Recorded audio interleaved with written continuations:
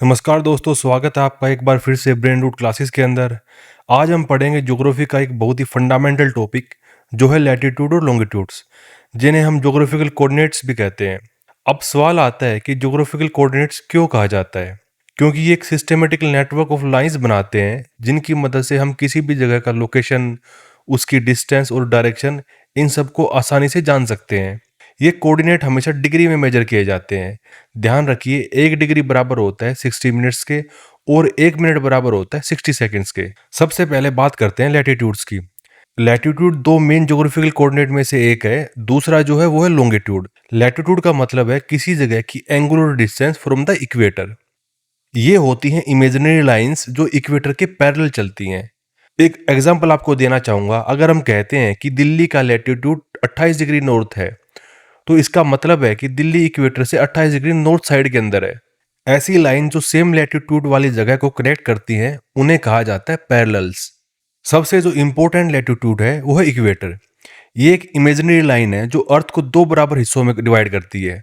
एक तरफ होता है नॉर्दर्न हेमिस्फीयर, दूसरी तरफ होता है सर्दर्न हेमिस्फीयर। अब दोस्तों एक इंटरेस्टिंग फैक्ट जानिए, अर्थ पोल के ऊपर थोड़ी फ्लैटेंड होती है, इसलिए 1 डिग्री लैटिट्यूड की एक्चुअल लेंथ इक्वेटर और पोल्स पर थोड़ी डिफरेंट होती है। लेकिन एवरेज में दो लैटिट्यूड्स के बीच की दूरी करीब 69 माइल्स होती है, यानी कि 111 किलोमीटर होती है।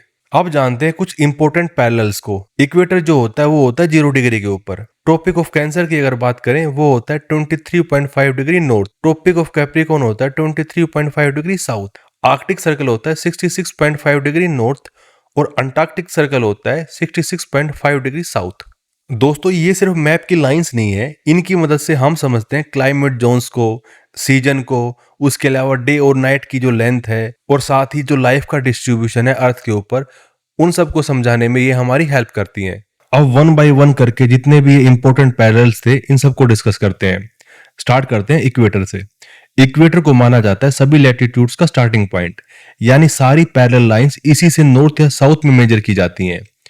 इक्वेटर पृथ्वी की सबसे लंबी लैटिट्यूड लाइन है और जो इसकी टोटल लेंथ है वो करीब 40,075 किलोमीटर है। अगर बात करें इक्वेटोरियल क्लाइमेट की, क्योंकि इक्वेटर बिल्कुल पोल्स के बीच में स्थित है, इसलिए यहाँ का क्लाइमेट कहलाता है ट्रॉपिकल क्लाइमेट। इसका मतलब है कि पूरा साल टेम्परेचर कंसिस्टेंटली वार्म रहता है और यहाँ पर एक्सट्रीम सीजनल चेंजेस नहीं होते।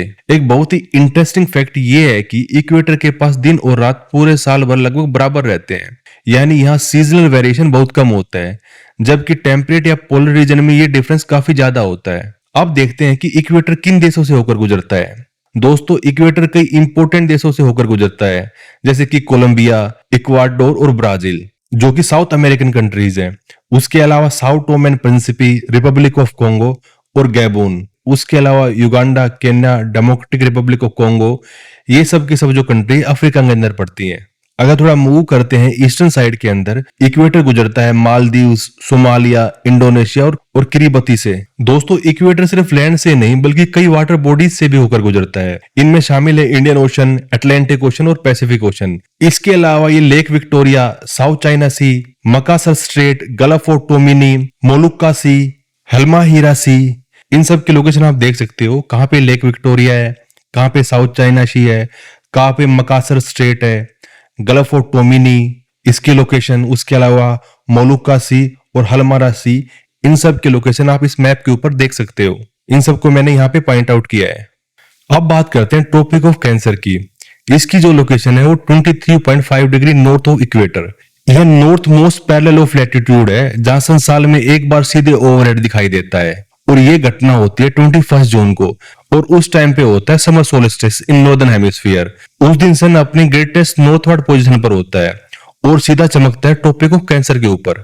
अब बात करते हैं ट्रॉपिक ऑफ कैंसर कौन कौन सी कंट्रीज से होकर गुजरता है। ट्रॉपिक ऑफ कैंसर कई इंपॉर्टेंट देशों से होकर गुजरता है। इनके अंदर शामिल है Algeria, niger, Egypt, Saudi Arabia, Libya, United Arab Emirates, Oman, Myanmar, China, India, Bangladesh, Bahamas, Mexico, Mauritania और माली। मोरिटानिया ये जो कंट्री है अफ्रीकन कॉन्टिनेंट के अंदर लाई करती है। लोकेशन के अंदर आप देख सकते हो मोरिटानिया कहाँ पे है। माली जो है वो भी एक अफ्रीकन कंट्री है जो कि वेस्ट अफ्रीका के अंदर लाई करती है। इसको भी आप मैप के अंदर देख सकते हो। अल्जीरिया, नाइजर, इजिप्ट, ये भी जो है अफ्रीकन कंट्रीज हैं। लीबिया भी एक अफ्रीकन कंट्री है। उसके अलावा Saudi Arabia, United Arab Emirates, Oman, ये सब जो है वेस्ट एशियन कंट्रीज हैं। म्यांमार, चाइना, इंडिया और बांग्लादेश, ये सब एशियन कंट्रीज हैं। उसके अलावा बहामास और मेक्सिको जो है ये नॉर्थ अमेरिकन कंट्रीज है। वीडियो पॉज करके आप इनको देखो और इन सब लोकेशन को आपको ध्यान में रखना है कि कहां से ट्रॉपिक ऑफ कैंसर गुजरता है, कहां से ट्रॉपिक ऑफ कैप्रिकॉर्न गुजरता है, कहां से इक्वेटर गुजरता है। इन सब को आपको ध्यान में रखना है। जो ट्रॉपिक ऑफ कैंसर है, ये लैटिट्यूड इंडिया के लिए खास इंपॉर्टेंट है, बहुत सिग्निफिकेंस रखती है और इंडिया को दो हिस्सों में बांट देती है। साउथ का हिस्सा आता है ट्रॉपिकल रीजन में और नॉर्थ का हिस्सा आता है सब ट्रॉपिकल रीजन के अंदर। और ये डिवीजन इंडिया के क्लाइमेट, वेजिटेशन और एग्रीकल्चर के ऊपर भी काफी गहरा प्रभाव डालता है, उनको काफी अफेक्ट करता है। हालांकि इसको हम क्लाइमेटोलॉजी के अंदर डिस्कस करेंगे। तो हमने देखा ट्रॉपिक ऑफ कैंसर जो है 23.5 डिग्री नॉर्थ लैटिट्यूड पर है। ये सन की वर्टिकल रेज का नॉर्थ मोस्ट लिमिट है। ये ना सिर्फ अर्थ के हीट जोन्स को डिवाइड करने में क्रूशियल है, बल्कि जिन देशों से गुजरती है उनके क्लाइमेट और जीवन पर भी सीधा असर डालती है। इंडिया के लिए तो ये लाइन विशेष महत्व रखती है क्योंकि यह देश को दो अलग अलग क्लाइमेट रीजन में डिवाइड करती है। अब बात करते हैं ट्रॉपिक ऑफ कैप्रिकॉर्न की।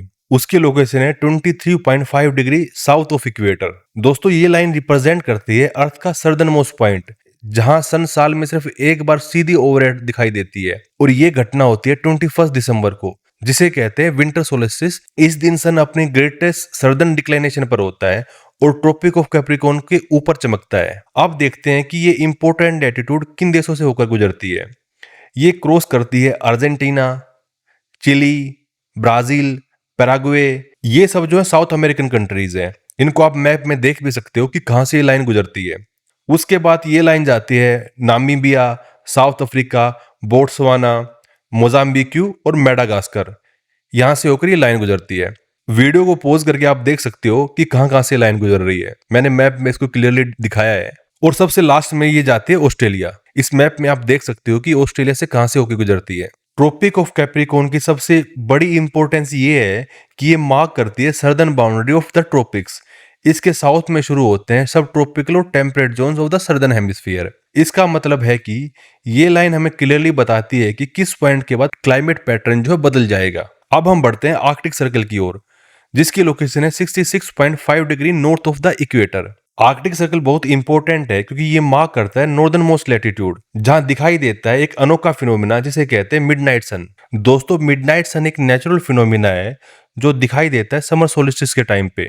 उस दिन सन पूरे 24 घंटे होराइजन के ऊपर रहता है, मतलब रात के 12 बजे भी डेड लाइट रहती है, यानी कंटिन्यूस दिन का उजाला रहता है। आर्कटिक सर्कल जो है वो नॉर्दर्न हेमिस्फीयर के अंदर है और इसका जो काउंटर पार्ट है जिसको हम डिस्कस करेंगे, जो कि अंटार्कटिक सर्कल, वो सदर्न हेमिस्फीयर के अंदर है। अब देखते हैं आर्कटिक सर्कल किन देशों से होकर गुजरता है। इसके अंदर शामिल है डेनमार्क, क्योंकि ग्रीनलैंड जो है वो डेनमार्क का पार्ट है, इसलिए यहाँ पे मैंने डेनमार्क बोला है।